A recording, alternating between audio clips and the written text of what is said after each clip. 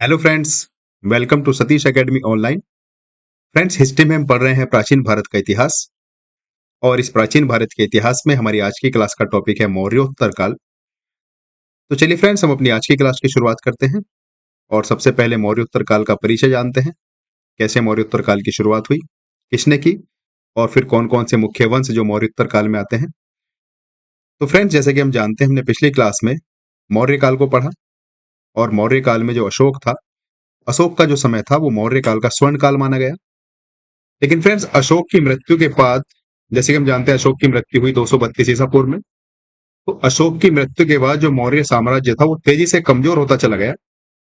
और अशोक के बाद जो मौर्य काल के उत्तराधिकारी थे, अर्थात जो शासक थे, वो काफी कमजोर सिद्ध हुए और विलासी भी थे। तो इसी कड़ी में जो मौर्य काल का अंतिम शासक हुआ उसका नाम था बृहद्रथ, जो 185 ईसा पूर्व तक उसका काल माना गया। और इस बृहद्रथ का एक सेनापति था। इसके सेनापति का नाम था पुष्यमित्र शुंग, जो कि एक ब्राह्मण था। बृहद्रथ का एक सेनापति ब्राह्मण जिसका नाम था पुष्यमित्र शुंग। इस पुष्यमित्र शुंग ने बृहद्रथ की हत्या की और शुंग काल का वहां से शुभारंभ हुआ। तो अगर मैं आपसे एक लाइन में कहूं तो जो मौर्य काल का अंतिम शासक था बृहद्रथ, उसके सेनापति पुष्यमित्र शुंग ने उसकी हत्या की और मौर्योत्तर काल का प्रारंभ हुआ। तो फ्रेंड्स, ये जो मौर्योत्तर काल है, इसमें हमें दो शासकों को देखने को मिलता है, अर्थात भारतीय शासक भी देखने को मिलते हैं और विदेशी शासक भी देखने को मिलते हैं। तो हम पहले ये समझ लेते हैं कि मौर्योत्तर काल के जो शासक हैं वो कौन कौन है। देखो, मौर्योत्तर काल के, जैसे कि मैंने आपको बताया, भारतीय शासक भी देखने को मिलते हैं और विदेशी शासक भी देखने को मिलते हैं। अगर हम बात करें भारतीय शासकों की, तो देखो, भारतीय शासक और विदेशी शासक, पहले मैं यहाँ पर आपको ये बता देता हूँ कि जो मौर्योत्तर काल है उसमें भारतीय शासक भी देखने को मिलते हैं और विदेशी शासक भी देखने को मिलते हैं। देखो, बात करते हैं भारतीय शासकों की।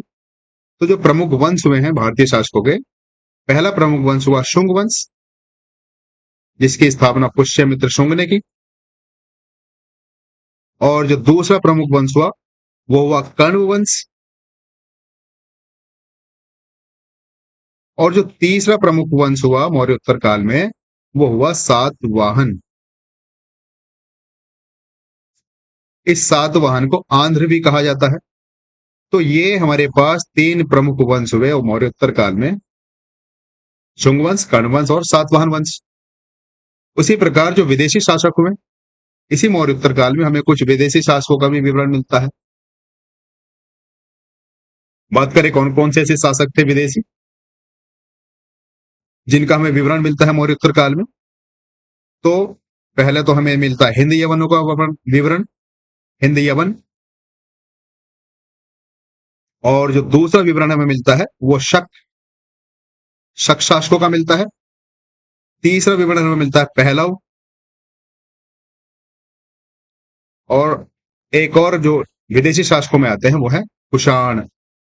इस कुषाण वंश के बहुत ही प्रसिद्ध शासक हुए जिनका नाम आपने सुना होगा, कनिष्क, जिनके कार्यकाल में चौथी बौद्ध संगीति हुई थी। तो वो कुषाण वंश से आते थे। तो फ्रेंड्स, मौर्योत्तर काल में ये दो तरह के शासक हमारे सामने हैं, एक तरफ भारतीय शासक है, एक तरफ विदेशी शासक है। भारतीय शासक की बात करें तो शुंग वंश, कण्व वंश और सातवाहन वंश। इस सातवाहन वंश को आंध्र वंश भी कहा गया है। और विदेशी शासकों में हिंद यवन, शक, पहलव और कुषाण। तो फ्रेंड्स, एक प्रश्न जो आपसे बनता है डायरेक्ट यहां से, मैं आपको बता देता हूं, वो बनता है, ये जो हिंद यवन है, इनको लेकर इन्होंने एक बहुत ही मुख्य कार्य किया। और वो मुख्य कार्य ये किया कि हिंद यवनों ने भारत में सर्वप्रथम सोने का सिक्का जारी किया।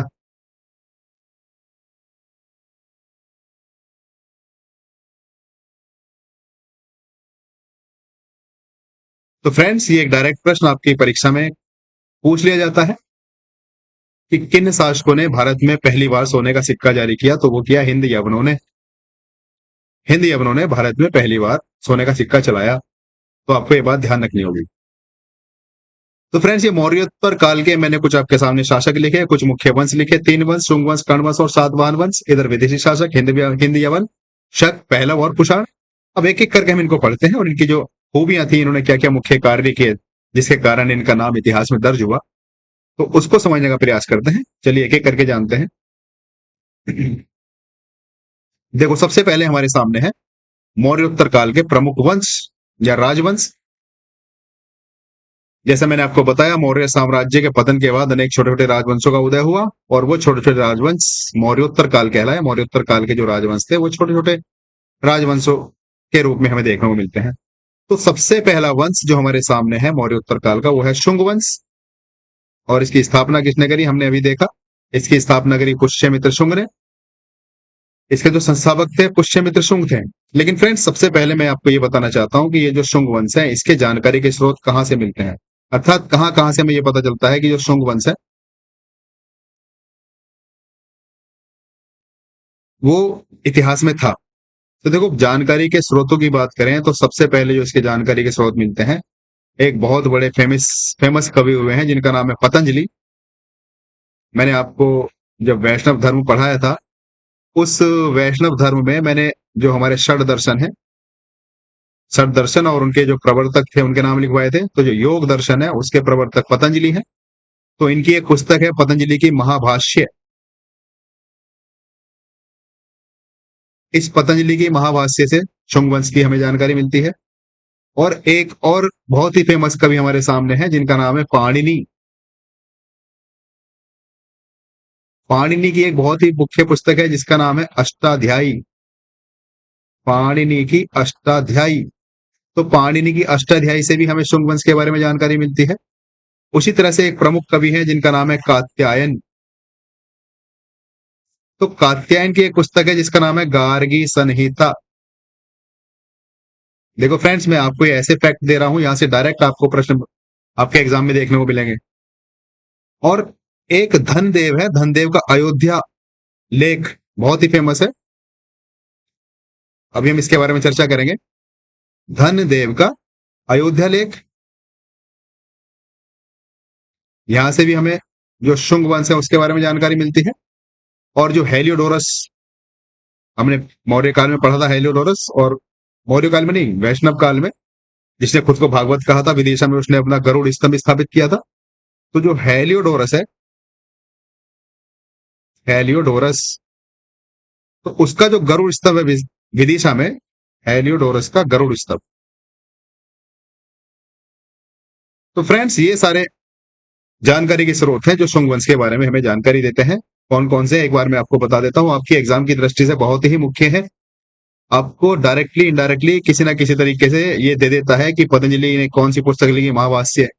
पाणिनि ने क्या लिखा, अष्टाध्यायी। कात्यायन की गार्गी संहिता। धनदेव का संबंध किससे है, अयोध्या लेख से है। और हेलियोडोरस का तो गरुड़ स्तंभ से है। तो ये जो सारी चीजें मैंने आपके सामने लिखी हैं, पतंजलि की महाभाष्य, पाणिनि की अष्टाध्यायी, कात्यायन की गार्गी संहिता, धनदेव का अयोध्या लेख और हेलियोडोरस का गरुड़ स्तंभ, ये सभी जानकारी के स्रोत हैं जो हमें बताते हैं कि शुंग वंश का अस्तित्व था।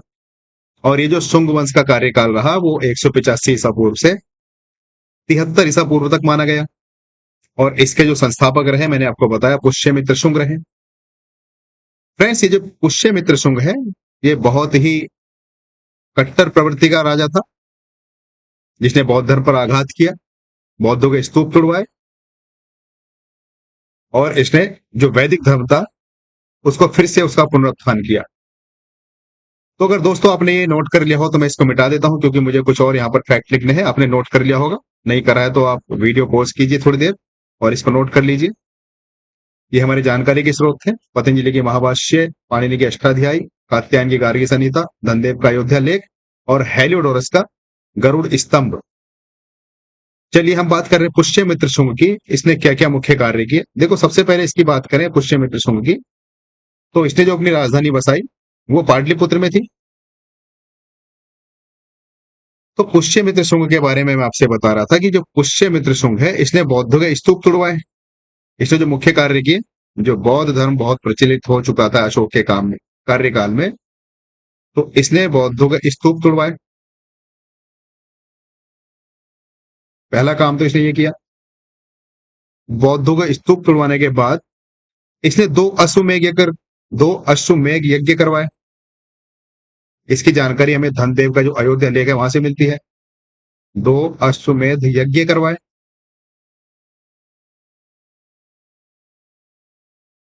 और इसके बाद एक सेकंड फ्रेंड्स, मैं इसको थोड़ा सा इरेज कर देता हूँ।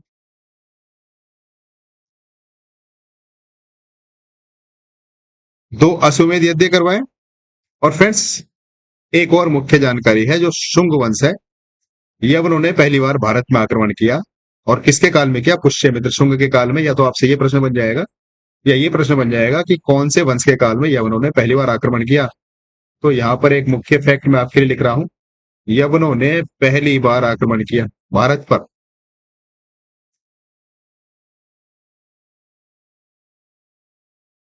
यवनों ने पहली बार आक्रमण किया। और दोस्तों, मैं आपको एक बात और बता दूं कि इस समय जो राजा था उसमें दैवीय सिद्धांत थी। दैवीय सिद्धांत को माना जाता था।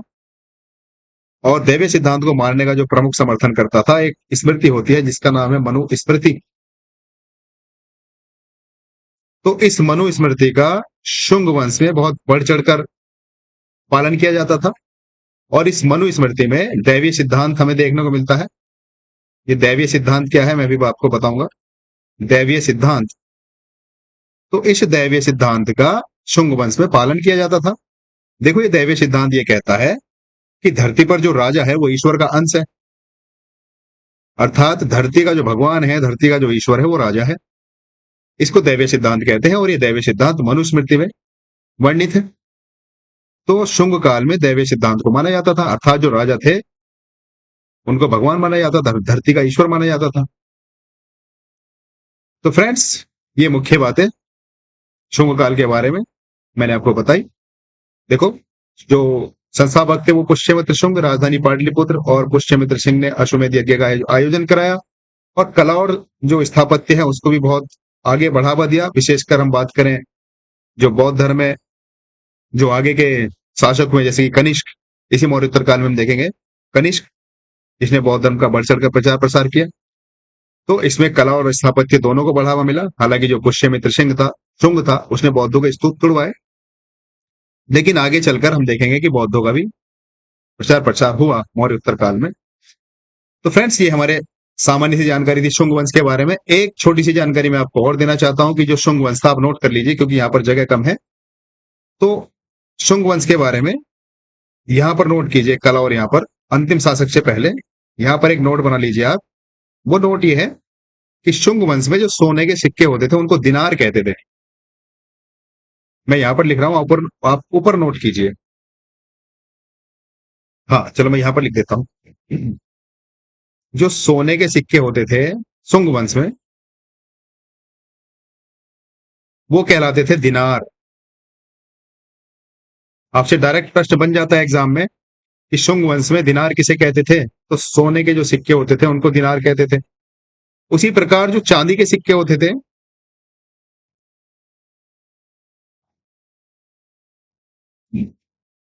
चांदी के सिक्कों को कहा जाता था पुराण, पुराण या धरड़। और जो तांबे के सिक्के होते थे,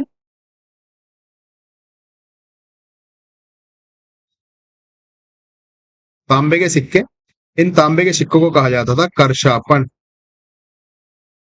या इसी को कहा जाता था, चलो करशापन ही काफी है, इस तांबे के सिक्कों को कहा जाता था करशापन। तो ये शुंग वंश के बारे में सिक्कों की मैंने जानकारी दी। ये दिनार है फ्रेंड्स। जो सोने के सिक्के थे तो उसको दिनार कहा जाता था, दिनार। और चांदी के सिक्के को पुराण या धरड़। और जो तांबे के सिक्के होते थे उसको कहा जाता था करशापन। आपसे डायरेक्ट बोल दिया जाएगा कि बताइए चांदी के सिक्कों को क्या कहा जाता था, तांबे के सिक्कों को क्या कहा जाता था, सोने के सिक्कों को क्या कहा जाता था। तो फ्रेंड्स, मुझे लगता है शुंग वंश के बारे में काफी जानकारी आपके सामने इकट्ठा हो गई है। और जो शुंग वंश का अंतिम शासक था वो था देवभूति।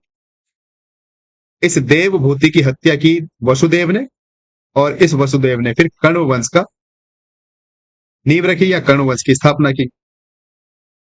तो जो हमने पढ़ा शुंग वंश, उसका प्रथम शासक था पुष्यमित्र सिंह शुंग। और जो अंतिम शासक है वो है देवभूति। इस देवभूति की हत्या की वसुदेव ने, और वसुदेव ने कण्व वंश की स्थापना की। तो फ्रेंड्स एक बार मैं आपको थोड़ा सा बता देता हूँ कि हमने क्या क्या पढ़ा है। देखो हमने मौर्योत्तर काल में पढ़ा, और मौर्योत्तर काल में सबसे पहले हमने ये जाना कि जो मौर्योत्तर काल था उसमें छोटे छोटे राजवंशों का उदय हुआ, और जो सबसे पहला वंश हुआ मौर्योत्तर काल में वो शुंग वंश हुआ। शुंग वंश के संस्थापक हुए पुष्यमित्र शुंग। और सबसे पहले हमने ये जाना कि जो शुंग वंश है उसकी जानकारी के स्रोत का क्या क्या है, जैसे कि पतंजलि की महाभाष्य है, पाणिनि की अष्टाध्यायी है, और जो अयोध्या का जो देवभूति का अयोध्या आलेख है, और जो गार्गी संहिता है। ये सब हमें बताते हैं कि शुंग वंश का अस्तित्व था। और जो गरुड़ स्तंभ है विदिशा में भागवत का, उसके बाद हमने देखा जो पुष्यमित्र शुंग था उसने क्या क्या किया। उसने बौद्धों के स्तूप तुड़वाए, 2 अश्वमेध यज्ञ किए, यवनों ने पहली बार इसी के काल में आक्रमण किया। और जो शुंग वंश था वहां पर जो मनुस्मृति है उसको माना जाता था, और मनुस्मृति का जो मुख्य सिद्धांत है दैवीय सिद्धांत, उसका बहुत अच्छे से पालन किया जाता था। और ये दैवीय सिद्धांत कहता है कि धरती पर जो राजा है वो ईश्वर का अंश है। और इस शुंग वंश में कला और स्थापत्य को बढ़ावा मिला, और शुंग वंश का अंतिम शासक था देवभूति, जिसका वध किया वसुदेव ने, और वसुदेव कर्ण वंश के संस्थापक थे। शुंग वंश में सोने के सिक्कों को दिनार कहा जाता था, चांदी के सिक्कों को पुराण या धरड़ कहा जाता था, और तांबे के सिक्के को करशापन कहा जाता था। अब फ्रेंड्स शुंग वंश का हमारे पास अगला जो वंश है वो है कर्ण वंश। जैसे कि मैंने भी आपको बताया कर्ण वंश के जो संस्थापक थे वो वसुदेव थे। तो संस्थापक वसुदेव, इनकी राजधानी भी पाटलिपुत्र। और जो कर्ण वंश का अंतिम शासक हुआ वो सुशर्मन हुआ। इस सुशर्मन का अंत किया सिमुक ने। ये सिमुक सातवाहन जो हमारा वंश है उसके संस्थापक थे सिमुक, और सातवाहनों को आंध्र भी कहा जाता है। तो इसके बारे में इतनी जानकारी बहुत है आपके लिए। कर्ण वंश के प्रथम संस्थापक वसुदेव, अंतिम शासक कर्ण वंश के सुशर्मन, या सुशर्मा भी इनको कहीं कहीं लिखा जाता है। और इस सुशर्मा की हत्या की सिमुक ने, और ये सिमुक सातवाहन के जो संस्थापक रहे सिमुक, और सातवाहनों को आंध्र भी कहा जाता था। तो देखो फ्रेंड्स ये आपके सामने है सातवाहन वंश, इसको आंध्र वंश भी कहा जाता है। इसका जो प्रमुख शासक था वो सिमुक, और जो महान शासक रहा है वो रहा है गौतमी पुत्र सातकर्णी। ये सातवाहन जो हमारे पास वंश है उसका महानतम शासक रहा है गौतमी पुत्र सातकर्णी।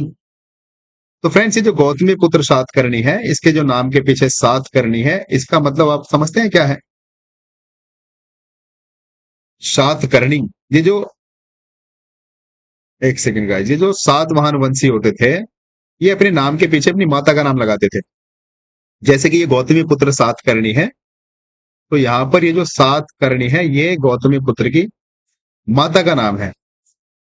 तो आपसे डायरेक्ट प्रश्न पूछा जाता है कहीं कहीं पर कि किस वंश के शासक अपने नाम के पीछे माता का नाम जोड़ते थे। तो सातवाहन वंश के शासक अपने नाम के पीछे माता का नाम जोड़ते थे।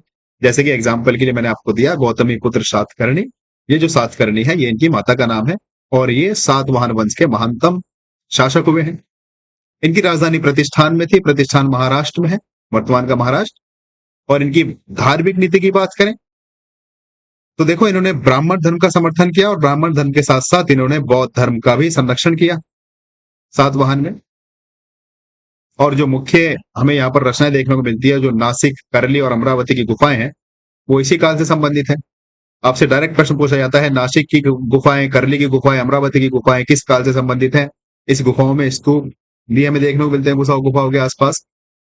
तो आपसे डायरेक्ट प्रश्न पूछा जाता है नासिक, करली, अमरावती की गुफाओं से लेकर कि बताइए किस वंश से संबंधित है या किस वंश के काल की है। तो सातवाहन वंश से संबंधित है। फ्रेंड्स मुझे पूरा विश्वास है कि आपने अच्छे से इनको समझ लिया होगा सातवाहन। अब हम चलते हैं जो विदेशी शासक हुए हैं उनमें सबसे पहला यूनानी आक्रमण। मैंने आपको बताया जो यूनानियों का पहला आक्रमण हुआ वो शुंग वंश में हुआ, पुष्यमित्र के काल में। तो देखो दूसरी शताब्दी ईसा पूर्व की बात करें, यूनानी शासक हुआ जिसका नाम है डेमेट्रियस। इसने पहली बार उत्तर पश्चिम भारत पर आक्रमण किया, पहली बार। आपसे प्रश्न पूछा जाएगा कौन से विदेशी शासक ने पहली बार भारत पर आक्रमण किया शुंग वंश काल में। तो वो क्या, डेमेट्रियस। और कहां पर किया, उत्तर पश्चिम भारत पर। और सबसे जो प्रसिद्ध यूनानी शासक था, इसकी बहुत लंबी लंबी कहानी हम पढ़ेंगे आगे, वो था मेनांडर। इस मेनांडर को कहते हैं मिलिंद। इस मेनांडर का नाम है मिलिंद। आपने एक बहुत फेमस पुस्तक पढ़ी होगी मिलिंद पन्नो, मिलिंद पन्नो। इसको कहीं कहीं पन्नो लिखा जाता है, कहीं कहीं पन्ना लिखा जाता है। मिलिंद पन्नो या मिलिंद पन्ना, ये पुस्तक लिखी थी नागसेन ने। जिसको नागार्जुन भी कहते हैं। और इस पुस्तक में इतनी इंटरेस्टिंग कहानी है। ये जो यूनानी राजा हैं जिनका नाम है मेनांडर, जिनको मिलिंद कहा जाता है, जीवन को लेकर, आत्मा परमात्मा को लेकर इनके बहुत सारे प्रश्न थे। और ये जो बौद्ध भिक्षु हुए नागसेन या नागार्जुन, जो महायान शाखा के बहुत फेमस बौद्ध दार्शनिक हुए हैं, जिन्होंने शून्यवाद का सिद्धांत दिया है। आप पढ़ेंगे बौद्ध दर्शन में शून्यवाद क्या है। तो इनके कुछ प्रश्न थे मिलिंद के, और ये अपने प्रश्नों को लेकर गए नागसेन के पास, अर्थात नागार्जुन के पास। नागार्जुन ने इनके कुछ प्रश्नों का संकलन किया, उनका उत्तर लिखा, जैसे कि जीवन क्या है, आत्मा क्या है, परमात्मा क्या है। और फिर नागार्जुन ने शून्यवाद का जो सिद्धांत है वो दिया। तो मैं आपको ये समझाना चाह रहा था कि जो यूनानी आक्रमण हुआ वो तो हुआ शुंग वंश के काल में। और सबसे पहला जो आक्रमणकारी था यूनानी, वो था डेमेट्रियस। इसने पहली बार उत्तर पश्चिम भारत पर आक्रमण किया था। और जो यूनानी शासक हुए हैं उनमें सबसे प्रसिद्ध शासक था मेनांडर। इस मेनांडर को मिलिंद कहा जाता है। और एक पुस्तक है इसके नाम पर, मिलिंद पन्नो, जो कि नागसेन ने लिखी। और इस मिलिंद पन्नो में जो मेनांडर राजा है, इससे कुछ डाउट हुआ करते थे जीवन से संबंधित, तो उनका संकलन नागसेन ने किया और उनके उत्तर लिखने का प्रयास किया। तो आपसे परीक्षा में डायरेक्ट पूछा जाता है मिलिंद पन्नो की पुस्तक जो है, मिलिंद पन्नो नामक पुस्तक, वो किसने लिखी? तो वो नागसेन अर्थात नागार्जुन ने लिखी। नागार्जुन कौन थे? जो बौद्ध धर्म की शाखा है महायान, उसके बहुत प्रसिद्ध दार्शनिक थे।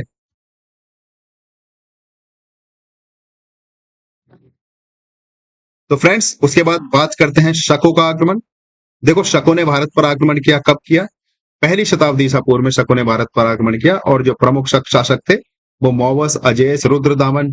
ये वही रुद्रदामन है जो जूनागढ़ का अभिलेख आपने याद आ रहा होगा आपको। सुदर्शन झील मरम्मत करवाने वाले जो राजा थे।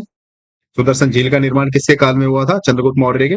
और सुदर्शन झील का फिर जो मरम्मत करवाने वाले कुछ राजा थे, उनमें एक रुद्रदामन था। जूनागढ़ का अभिलेख हमें जानकारी देता है। देखो यहाँ पर लिखी हुई है ये बात। रुद्रदामन का जो जूनागढ़ शिलालेख है वो बहुत प्रसिद्ध है, जो हमें शकों के आक्रमण की भी जानकारी देता है। तो फ्रेंड्स, ये छोटी छोटी जानकारी, एक एक दो दो फैक्ट्स आपके एग्जाम की दृष्टि से मैंने आपको लिख दिया है। देखो, कुषाण वंश की बात करते हैं। कुषाण वंश का जो समय अवधि है वो 1वीं शताब्दी ईस्वी से 3री शताब्दी ईस्वी तक माना जाता है। इसके जो संस्थापक है वो कुजूल कदफिसस, या कुजूल कडफिसस भी कहा जाता है इनको। कहीं कहीं इनको आप पढ़ोगे कुडूल कुजूल कडफिसस। ये संस्थापक थे कुषाण वंश के। और जो महानतम हमारे पास शासक हुए हैं कुषाण वंश के, वो हुए हैं कनिष्क। बहुत ही महान शासक हमारे इतिहास में। इनके बारे में हम डिटेल में पढ़ेंगे। तो इनके काल में, जैसे कि आप जानते हैं, चौथी बौद्ध संगीति का आयोजन हुआ, और वो कश्मीर में हुआ। और इन्हीं के काल में, किसके काल में? कश्मीर के, या कुषाण के काल में कह सकते हैं, जो कुषाण वंश हम पढ़ रहे हैं। गांधार और मथुरा जो कला शैली है उसका विकास हुआ। और इनकी जो राजधानी थी वो पुरुषपुर, पुरुषपुर जो एक रेशम मार्ग हुआ करता था, जो पुरुषपुर वर्तमान में जो पाकिस्तान का पेशावर है वहां पर है। इनकी दो राजधानी होती थी और एक मथुरा। ऐसा बोलते हैं कि गर्मियों के समय में जो कनिष्क है वो मथुरा में आकर बसते थे। जो कुषाणों की राजधानी थी वो पुरुषपुर होती थी, जो पेशावर में पाकिस्तान में है। लेकिन कुषाणों की दूसरी राजधानी थी जो कि मथुरा थी। तो जो कुषाण शासक थे, खासकर कनिष्क, ये गर्मी के समय में मथुरा में आकर रहते थे, क्योंकि यहाँ पर जो जलवायु थी मथुरा की, वो ज्यादा मतलब गर्म नहीं होती थी। तो आपसे प्रश्न पूछा जा सकता है, जो कुषाण वंश है उसकी दो राजधानियां कौन कौन सी थी? तो एक तो पुरुषपुर, जो अभी वर्तमान पेशावर पाकिस्तान में है, और एक मथुरा जो हमारे भारत में है। तो फ्रेंड्स, कनिष्क के बारे में हम थोड़ा सा डिटेल में पढ़ते हैं कि कनिष्क कौन था, इसने क्या क्या महान कार्य किए जिसके कारण ये हमारे इतिहास में स्वर्ण अक्षरों में लिखे गए हैं। देखो, सबसे पहले इनका परिचय पढ़ते हैं। परिचय की बात करें तो कनिष्क जो है कुषाण वंश के सबसे महान शासक थे। मैंने भी आपको बताया, जो कडफिसस थे उन्होंने कुषाण वंश की स्थापना की थी। और जो कुषाण वंश के प्रमुख शासक हैं, महानतम शासक है, वो कनिष्क है। तो यही बात मैंने यहाँ पर आपको लिख के बताई है कि कनिष्क कुषाण वंश के सबसे महान शासक। बात करें इनके शासनकाल की, तो इनका जो शासनकाल है वो 78 ईसा पूर्व ईस्वी से शुरू होता है। और इन्होंने एक शक सनवत जारी किया। यहाँ से जो 78वीं ईस्वी है, यहाँ से शक सनवत का आरंभ भी माना जाता है।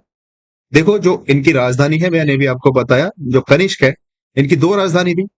एक तो पुरुषपुर जो वर्तमान पेशावर में पाकिस्तान में है, और दूसरी राजधानी जहां ये ग्रीष्मकालीन समय में रहते थे वो मथुरा में थी।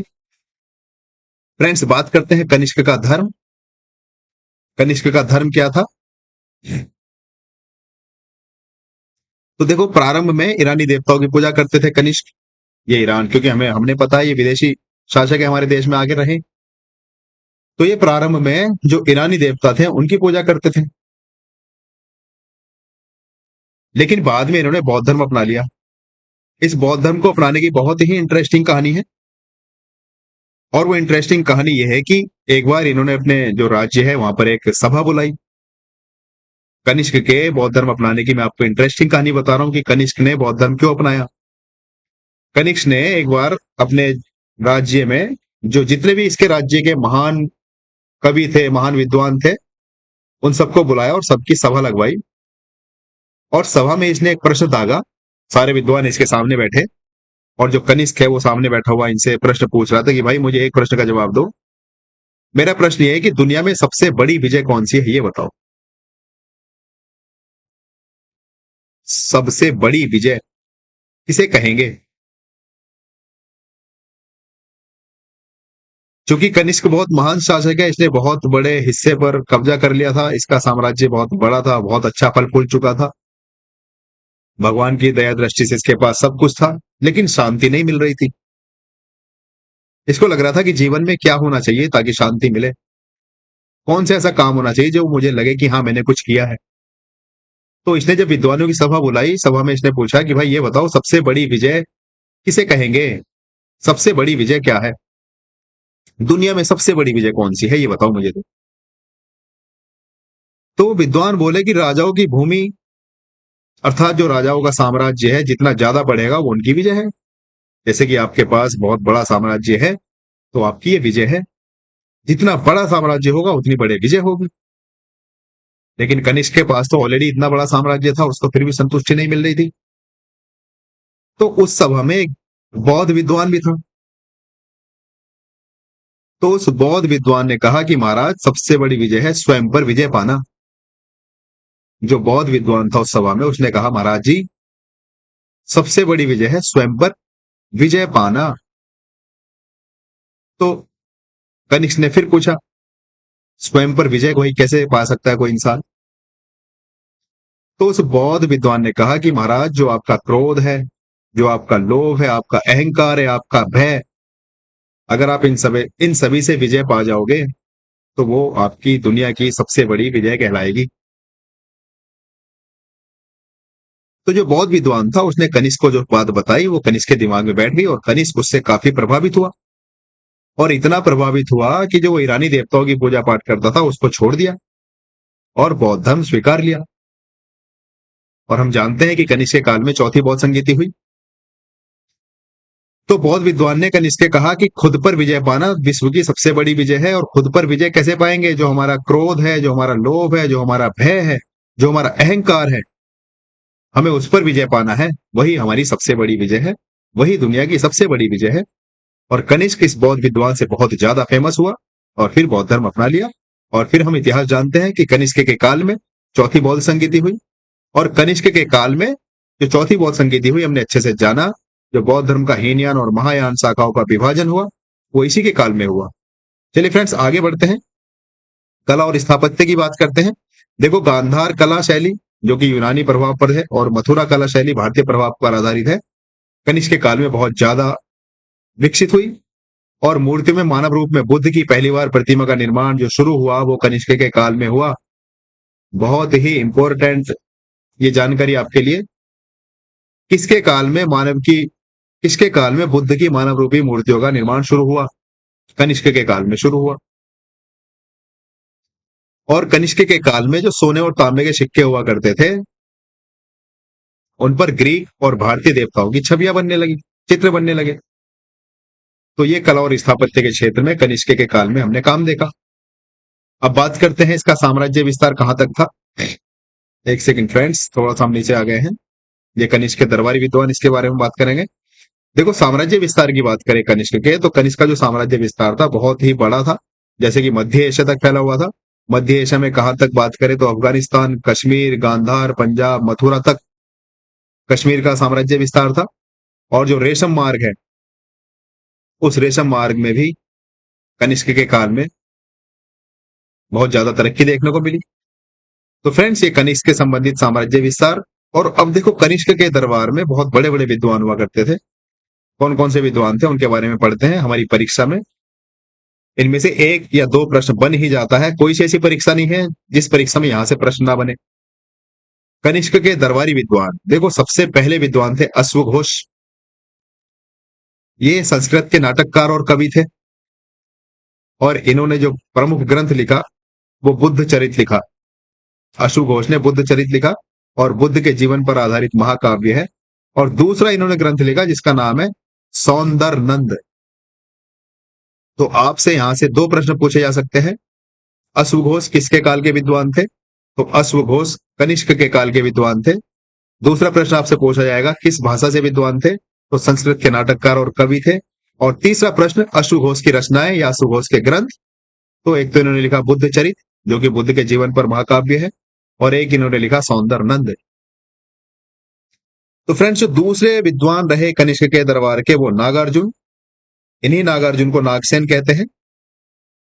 मैंने भी आपको पीछे बताया जिन्होंने जो मिलिंद पन्नो है उसका संकलन किया या लिखी। नागसेन अर्थात नागार्जुन। और ये महायान शाखा जो बौद्ध धर्म की महायान शाखा है उसके बहुत बड़े दार्शनिक हुए, बहुत बड़े विद्वान हुए, विचारक हुए। और इन्होंने एक सिद्धांत दिया जिसका नाम है शून्यवाद। देखो मैंने यहाँ पर लिखा भी है इनके बारे में। जो नागार्जुन है ये बौद्ध दार्शनिक है, महायान शाखा के, और बौद्ध धर्म के प्रवर्तक भी माने जाते हैं। और इन्होंने जो प्रमुख सिद्धांत दिया है वो दिया है शून्यवाद का। ये शून्यवाद एक बहुत बड़ा दार्शनिक सिद्धांत है। इसके बारे में आप पढ़ेंगे तो आपको बहुत इंटरेस्ट आएगा। तो चलिए फ्रेंड्स हम कनिष्क के दरबार के तीसरे विद्वान की बात करते हैं। उनका नाम है वसुदेव। ये योगाचार दर्शन के प्रवर्तक, वसुदेव योगाचार दर्शन जो है उसके प्रवर्तक माने जाते हैं, और बौद्ध धर्म के महान आचार्य भी माने जाते हैं वसुदेव। आपको याद होगा जो चौथी बौद्ध संगीति हुई थी कनिष्क के काल में, उस चौथी बौद्ध संगीति के अध्यक्ष कौन थे? वो यही वसुदेव थे। और फ्रेंड्स कनिष्क के दरबार के जो कनिष्क के दरबारी महान विद्वान थे उनमें एक महान विद्वान थे चरक, चौथे नंबर के। और ये चरक क्यों प्रसिद्ध थे? ये आयुर्वेदाचार्य थे, और इनका जो प्रमुख ग्रंथ है चरक संहिता, उसको कौन नहीं जानता। आयुर्वेद का महत्वपूर्ण ग्रंथ माना जाता है चरक संहिता। तो देखो फ्रेंड्स कितने महत्वपूर्ण विद्वान मैंने आपको बताए जो कि कनिष्क के काल से संबंधित थे। पहला हमने देखा ये जो अश्वघोष है, दूसरा नागार्जुन, तीसरा वसुदेव, और चौथे चरक, और पांचवे भी हैं जो शायद आगे हैं, वसुमित्र। हाँ ये रहे, ये भी बहुत महत्वपूर्ण विद्वान थे कनिष्क के काल के, वसुमित्र। ये बौद्ध संगीति के अध्यक्ष थे। सॉरी फ्रेंड्स मैंने आपको पीछे बताया वसुदेव, वो वसुदेव नहीं थे, वसुमित्र थे। ये बौद्ध संगीति के अध्यक्ष थे, और चौथी बौद्ध संगीति का जो संचालन किया था वो वसुमित्र ने किया था। वसुदेव वसुमित्र दोनों में एक आ रहा है नाम। तो वसुमित्र जो थे ये थे बौद्ध संगीति के अध्यक्ष, चौथी बौद्ध संगीति जो हुई। तो फ्रेंड्स ये जो विद्वान हुए हैं बौद्ध धर्म कनिष्क के काल के, बहुत ही मुख्य हैं हमारी परीक्षा की दृष्टि से। आपसे किसी ना किसी एंगल से घुमा फिरा के इन विद्वानों से संबंधित कोई ना कोई प्रश्न पूछा जाता है। या तो इनके ग्रंथ से संबंधित, कौन सा ग्रंथ इन्होंने लिखा, या ये किसके काल के थे। और पीछे जो हमने वैष्णव धर्म में मैंने आपको जानकारी दी थी जो षड दर्शन है, जैसे कि योग, जैसे कि हमने शुरुआत करी थी न्याय, वैसे से योग, सांख्य, और उसके बाद मीमांसा और वेदांता, इनके प्रवर्तक के नाम मैंने आपको लिखवाए थे। तो आपको या तो मिलान करने के लिए आ जाता है या डायरेक्ट आपसे प्रश्न पूछा जाता है कि बताइए वेदांता दर्शन के प्रवर्तक किसको माना जाता है। तो इस तरह के प्रश्न आपसे पूछे जा सकते हैं। यहां से भी जो कनिष्क के दरबारी विद्वान है क्योंकि बहुत ही फेमस है सभी के सभी। अब बात करते हैं कनिष्क का महत्व। तो देखो महत्व भी इनका बहुत बड़ा है।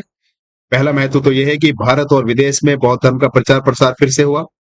जो हमने जाना जो पुष्यमित्र शुंग थे उन्होंने बौद्ध धर्म पर आघात किया, जो बौद्ध स्तूप थे उनको तुड़वाया, और भी तरह तरह के कार्य किए जो बौद्ध धर्म के लिए किसी भी दृष्टि से ठीक नहीं थे। विहारों को नष्ट कराया, बुद्धिस्टों को मरवाया। इतिहासकार बोलते हैं कि जो पुष्यमित्र शुंग है उसने यहां तक घोषणा कर दी कि जो एक बुद्धिस्ट का सिर कलम करके लाके देगा उसको सरकारी नौकरी दी जाएगी। तो पुष्य मित्र शुंग के काल में जो बड़े बड़े नकारात्मक कार्य हुए वो कनिष्क के काल में उन पर पानी फेरा गया, मतलब पर्दा डाला गया। और कनिष्क के काल में भारत और विदेशों में बौद्ध धर्म का फिर से प्रचार प्रसार देखने को मिला। कनिष्क के काल में कला और साहित्य, चिकित्सा और दर्शन का उत्कर्ष हुआ। और कनिष्क के काल में भारत चीन जो सेंट्रल एशिया के रूप में जाना जाता है उसमें सांस्कृतिक संबंध मजबूत हुए। तो फ्रेंड्स, ये हमारे मौर्योत्तर काल से संबंधित कुछ महत्वपूर्ण जानकारी मैंने आपको दी। अब और थोड़ी सी विशेषताएं देख लेते हैं जो संपूर्ण मौर्योत्तर काल से संबंधित है। देखो, पहली विशेषता मौर्योत्तर काल से संबंधित यह है कि जो मौर्योत्तर काल था उसमें जो राजनीतिक खंड थे या जो राजा थे वो छोटे छोटे राज्यों में बिखर चुके थे मौर्य काल के बाद। और मौर्योत्तर काल में ही हमने विदेशी आक्रमण को देखा, जैसे कि यूनानी, शक और कुषाण आदियों ने मौर्योत्तर काल में हमारे भारत पर आक्रमण किया। मौर्योत्तर काल की बात करें तो जो धर्म का विकास हुआ इसमें बौद्ध धर्म, ब्राह्मण धर्म और जैन धर्म तीनों का हमें प्रचार प्रसार देखने को मिला। बात करें कला और स्थापत्य की मौर्योत्तर काल में तो गांधार और मथुरा कला शैली है उसका विकास हुआ। और व्यापार और सिक्कों की बात करें तो विदेशी व्यापार बढ़ा और जो सोने के सिक्के, चांदी के सिक्के और तांबे के सिक्के हैं उनका प्रचलन बढ़ा। जैसे कि मैंने आपको बताया था, शुंग वंश के काल में जो सोने के सिक्के हैं वो क्या कहलाए, दिनार। और उसी तरह से जो चांदी के सिक्के हैं और जो तांबे के सिक्के हैं वो क्या क्या कहलाए, मैंने आपको लिखवाया। तो ये हमारे लिए मौर्योत्तर काल की विशेषताएं। अब हम चलते हैं अपने एमसीक्यूज पर। एमसीक्यूज मौर्योत्तर काल से संबंधित 30 महत्वपूर्ण प्रश्न मैंने आपके लिए लिखे। चलिए पहला प्रश्न देखते हैं। देखो, पहला प्रश्न आपके सामने है, बहुत ही इजी, बहुत ही आसान। पहला प्रश्न आपसे पूछा गया है कि मौर्य साम्राज्य के अंतिम शासक कौन थे। तो बताइए, अंतिम शासक मौर्य साम्राज्य के कौन थे? बृहद्रथ थे। इस बृहद्रथ का जो सेनापति था वो पुष्यमित्र शुंग था। पुष्यमित्र शुंग ने इसकी हत्या की और शुंग वंश का शुभारंभ माना गया। तो हमसे पूछा गया मौर्य साम्राज्य का अंतिम शासक बृहद्रथ। प्रश्न नंबर 2 में पूछा गया बृहद्रथ की हत्या किसने की। मैंने भी आपको बताया, पुष्यमित्र शुंग ने की। प्रश्न नंबर 3, शुंग वंश का संस्थापक कौन था। तो बताइए, शुंग वंश का संस्थापक पुष्यमित्र शुंग। प्रश्न नंबर 4 में हमसे पूछा गया जो कण्व वंश है उसकी स्थापना किसने की। तो कण्व वंश की स्थापना किसने की? कण्व वंश की स्थापना की वसुदेव कण्व ने। प्रश्न नंबर 5 की ओर चलते हैं। प्रश्न नंबर 5 में हमसे पूछा गया है कि जो सातवाहन वंश का महानतम शासक कौन था। बताइए, सातवाहन वंश का महानतम शासक कौन था। तो सातवाहन वंश का महानतम शासक गौतमी पुत्र सातकर्णी। देखो, कनिष्क तो कुषाण वंश का है और सिमुक ने स्थापना की। रुद्रदामन हमें देखने को मिलता है जो जूनागढ़ का अभिलेख है उसमें। तो चलिए आगे बढ़ते हैं। प्रश्न नंबर 6 हमसे पूछा गया है कि दक्षिणापथपति की उपाधि किसने धारण की। दक्षिणापथपति, देखो ये जो गौतमी पुत्र सातकर्णी है इनकी उपाधि थी ये दक्षिणापथपति, गौतमी पुत्र सातकर्णी। और मैं जो सातवाहन है मैंने उनको आपको बताया, उनको आंध्र भी कहा गया। चलिए प्रश्न नंबर 7 की बात करें। प्रश्न नंबर 7 में हमसे पूछा गया है कि यूनानी शासक मेनांडर को किस नाम से जाना जाता है। बताइए किस नाम से? नागसेन। नागसेन ने तो मिलिंद मिलिंद पन्नो नाम की पुस्तक लिखी। तो मिलिंद, जो मेनांडर है, मेनांडर को ही मिलिंद के नाम से जाना जाता है। प्रश्न नंबर 8 में हमसे कहा गया है कि जो मिलिंद पन्ना है ग्रंथ किससे संबंधित है। बताइए किससे संबंधित है। आप अब समझ गया होंगे। जो मिलिंद पन्ना, देखो इसको कहीं कहीं पन्ना और कहीं कहीं पन्नो दोनों एक ही नाम है, आप इसमें कंफ्यूज मत हो जाना। कहीं कहीं आपको मिलिंद पन्ना में लिखा मिलेगा, कहीं आपको मिलिंद पन्नो लिखा मिलेगा। तो हमसे पूछा गया है कि संबंध किससे है मिलिंद पन्नो का। तो मेनांडर और नागसेन से है। भाई मेनांडर के कुछ प्रश्न थे जीवन को लेकर। मेनांडर मतलब मिलिंद पन्नो, मेलांडर का मतलब है मिलिंद, मेलांडर का दूसरा नाम मिलिंद। जो मिलिंद है उसके कुछ प्रश्न थे जीवन से लेकर और फिर उन प्रश्नों का उत्तर देने की कोशिश की नागसेन ने, और ये नागसेन नागार्जुन कहलाए। बिल्कुल उसी तरह जैसे हमने यम और नचिकेत का वर्णन देखते हैं, यक्ष और युधिष्ठिर का प्रश्न देखते हैं। जैसे कि युधिष्ठिर यक्ष से कुछ प्रश्न करता है, पिता से ऊंचा क्या है, सुना है? ऐसे कुछ वो प्रश्न पूछता है ना, वह क्या है जो मर नहीं सकता आत्मा, यक्ष और युधिष्ठिर के प्रश्न। उसी तरह से हम उपनिषदों में पढ़ते हैं जो यम और नचिकेत की जो वर्णन है उसके बारे में। तो उसी तरह से मिलिंद पन्नों में मेनांडर और नागसेन के प्रश्न है और उत्तर है। मेनांडर के प्रश्न है, नागसेन के उत्तर है। चलिए प्रश्न नंबर 9 की ओर चलते हैं। जल्दी बहुत है भागने की भाई। प्रश्न नंबर 9, देखो प्रश्न नंबर 9 में कहा रुद्रदामन का प्रसिद्ध शिलालेख कहाँ पाया गया। तो बताइए, ये मुझे बताने की जरूरत है क्या? इसको हमने कितनी बार पढ़ लिया है, इसको हमने मौर्य वंश में भी पढ़ा था जब हमने सुदर्शन झील पढ़ी थी। तो जूनागढ़ में पाया गया रुद्रदामन का प्रसिद्ध शिलालेख। प्रश्न नंबर 10, कुषाण वंश का महानतम शासक। तो बताइए, इसको बताना पड़ेगा। कुषाण वंश का जो महानतम शासक हुआ वो हुआ कनिष्क। जो कुजूल कदफिसस है इसने कुषाण वंश की स्थापना की थी, लेकिन जो महान शासक हुआ कुषाण वंश का वो हुआ कनिष्क। कनिष्क के बारे में हमने पढ़ा। कनिष्क के दरबार में बहुत बड़े बड़े विद्वान हुए जिनसे हमारे प्रश्न पूछे जाते हैं। आप उनका एक नोट्स बना के तैयार कर लेना। चलिए आगे पढ़ते हैं। प्रश्न नंबर 11। प्रश्न नंबर 11 में कहा है कनिष्क ने कौन सी बौद्ध संगीति का आयोजन किया। तो कौन सी बौद्ध संगीति का आयोजन किया? चौथी बौद्ध संगीति का। चलिए प्रश्न नंबर 12 की ओर चलते हैं। प्रश्न नंबर 12 में कहा बौद्ध जो चौथी बौद्ध संगीति कहाँ आयोजित हुई। तो बताइए कहाँ आयोजित हुई। देखो याद रखने का तरीका है कनिष्क कश्मीर, कैसे है दोनों, कनिष्क कश्मीर। चलिए आगे बढ़ते हैं। प्रश्न नंबर 13। प्रश्न नंबर 13 में कहा गया कनिष्क की राजधानी कौन सी थी। तो देखो जो कनिष्क की दो राजधानी हुआ करती थी, मैंने आपको बताया। जो कुषाण है उसकी दो राजधानी हुआ करती थी, लेकिन जो मुख्य राजधानी थी वो पुरुषपुर थी, जो पेशावर में है। वर्तमान पाकिस्तान जो है, उस पाकिस्तान का एक शहर है जिसका नाम है पेशावर। तो ये कनिष्क की राजधानी हुआ करती थी मुख्य। लेकिन दूसरी राजधानी भी थी मथुरा, जिसमें कनिष्क गर्मियों के समय में आता था, लेकिन मुख्य राजधानी पुरुषपुर थी, इसलिए ऑप्शन नंबर बी। चलिए प्रश्न नंबर 14 की ओर चलते हैं। प्रश्न नंबर 14 में हमसे पूछा गया गांधार कला शैली किस प्रभाव के कारण प्रसिद्ध हुई। तो बताइए गांधार कला शैली किस प्रभाव के कारण प्रसिद्ध हुई।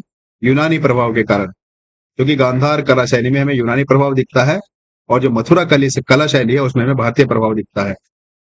प्रश्न नंबर 15 की ओर चलते हैं। प्रश्न नंबर 15 में हमसे पूछा मथुरा कला शैली का विकास किस काल में हुआ। तो बताइए किस काल में हुआ मथुरा कला शैली का निर्माण। आपकी एग्जाम की दृष्टि से बहुत ही मुख्य प्रश्न है ये। प्रश्न नंबर 15, इसका उत्तर बताइए। तो कुषाण काल में हुआ कि नहीं हुआ। मथुरा कला शैली का निर्माण कुषाण काल में हुआ। प्रश्न नंबर 16 की ओर चलते हैं। प्रश्न नंबर 16 में हमसे पूछा गया है सुदर्शन झील की मरम्मत किस शासक ने कराई। देखो सुदर्शन लिख दिया, ये सुदर्शन है। ये सुदर्शन झील, तो सुदर्शन झील की मरम्मत किस शासक ने करवाई बताइए, इसको कौन नहीं जानता। तो सुदर्शन झील की मरम्मत रुद्रदामन ने कराई, ऑप्शन नंबर बी।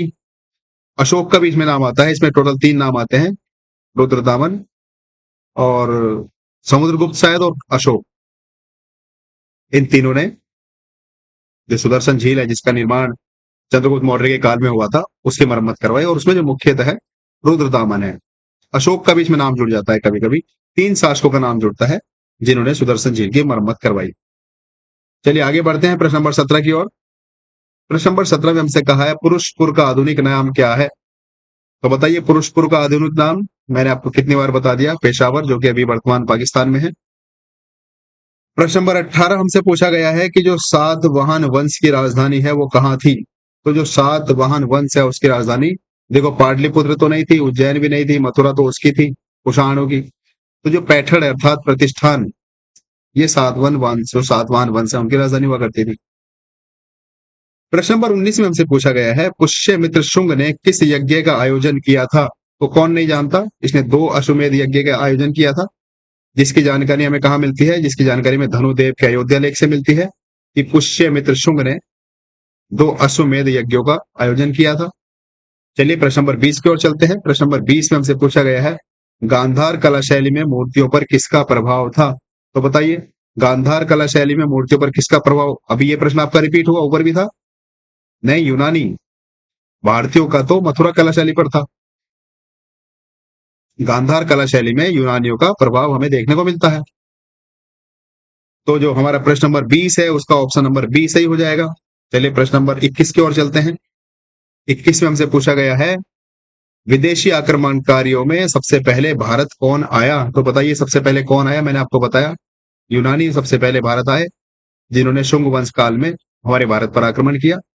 और मैंने आपको ये भी बताया जो यूनानी है इन्होंने भारत में सबसे पहले सोने का सिक्का जारी किया था।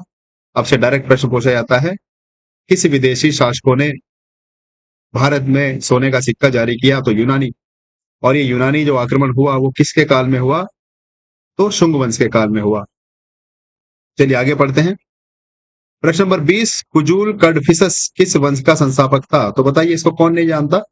कुजूल कडफिसस कुषाण वंश का संस्थापक था और इस कुषाण वंश का जो मुख्य शासक, महान शासक हुआ, वो हुआ कनिष्क, जिसके बारे में हमने अभी डिटेल में पढ़ा। तो जो कुषाण वंश है उसका संस्थापक था कुजूल कडफिसस।